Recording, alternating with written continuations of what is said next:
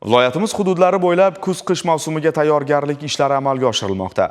Mavsumni betalofat o'tkazish maqsadida sohaga daxldor xizmatlar va tashkilotlarning ish sifati va samaradorligini oshirish bo'yicha zarur choralar ko'rilmoqda.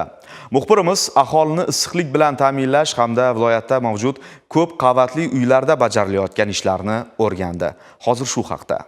Xorazm viloyat issiqlik ta'minoti mas'ul cheklangan jamiyati tomonidan Xorazm viloyatida 2025-2026 yillar kuz-qish mavsumiga tayyorgarlik bo'yicha tadbirlar rejasi ishlab chiqilgan. Shunga asosan ijtimoiy soha muassasalarida eski va energiya sarfi yuqori bo'lgan qozonxonalarni yangilash ishlari olib borilmoqda. Xususan respublika hamda mahalliy byudjet mablag'lari hisobiga 2 ta qozonxonani joriy ta'mirlash, 6 ta qozonni mukammal ta'mirlash, shuningdek korxonaning o'z mablag'lari hisobidan 1 kilometr issiqlik tarmoqlarini va 40 ta elektr nasoslarni joriy ta'mirlash va 200 tonna texnik tuz jamg'arish rejalashtirilgan. Respublika tomonidan mablag'lar hisobidan Pitnak shahri Muhabbat mahallasida joylashgan 20 ta ko'p qavatli uylarni respublika byudjet mablag'laridan berilgan hisobiga 20 ta ko'p qavatli uyning ichki tizimini, issiqlik tizimini qayta tikladik. Yangidan qozonxona qurib, ular ham sifatli issiqlik energiya bilan zamon talabini yopiq tizimdagi issiqlik tizimini tikladik. Qolaversa bu yil ham shu Xanqa tumanida ham yangi qurilgan qozonxonada 2 ta ko'p qavatli uy oladi. Ularni ham yopiq tizim asosida fuqarolardan ichki tizimini mahalliy byudjet tomonidan ko'tarsak, ularni ham sifatli issiqlik energiya bilan ta'minlab bilamiz hozirgi kunda. Prezidentimizning farmonlariga asoslangan holda muqobil energiyalardan foydalanish bo'yicha hozirgi kunda bosqichma-bosqich quyosh panellarini qo'yish ishlari bo'lyapti. Bu yilga rejalashtirganimiz 200 kilovatga rejalashtirganmiz. Hozirgi kunda 135 kilovatini qo'yib bo'lganmiz. Yil davomigacha qolgan qismini ham bartaraf qilamiz. Qishki mavsumga kerakli zaxira mahsulotlari, materiallar hammasi jamlangan. 1-oktyabr holatiga 100% issiqlik mavsumiga tayyor qilib, shay holatda qo'yamiz.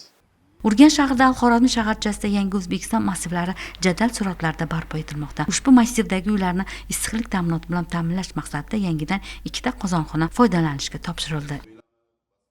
Bu qozonxonamiz hozirgi umumiy masalada 130 ta aholi yashaydigan ko'p qavatli uy, 10 dan oshiq ijtimoiy soha obyektlarini issiqlik bilan ta'minlash uchun rejalashtirib qurilgan qozonxonamiz.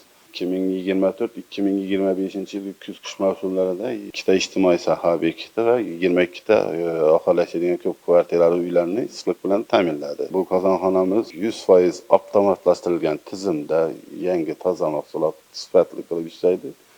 Hamda energiya tejamkor.